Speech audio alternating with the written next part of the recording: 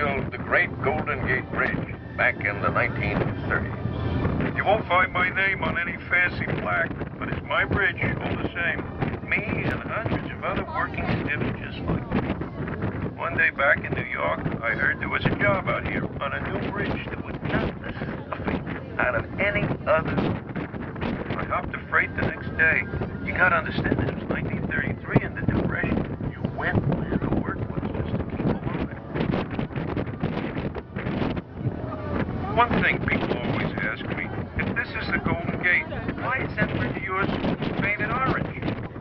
I tell them that it's the stretch of water here that was called the Golden Gate first, long before there was even an idea of a bridge here. A guy named John Fremont called it that back in 1846. Said it reminded him of a harbor called the Golden Port, all the way over in Turkey. I'm sure glad it didn't remind him of the Kiwanis Canal back in Brooklyn.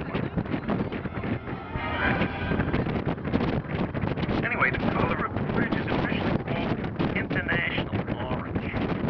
The architect picked it because he thought it looked good next to the colors of the hills and water. Get this, if it was up to the U.S. Navy, this bridge would have been painted in big black and yellow stripes, like a giant bumblebee. Ah! If you look closely, you might see one of my friends painting the bridge right now.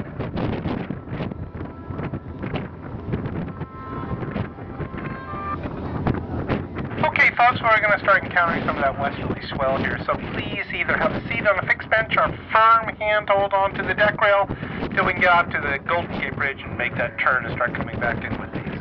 And at any point, remember, if you're going up and down the stairwells, use those handrails. Okay, thanks.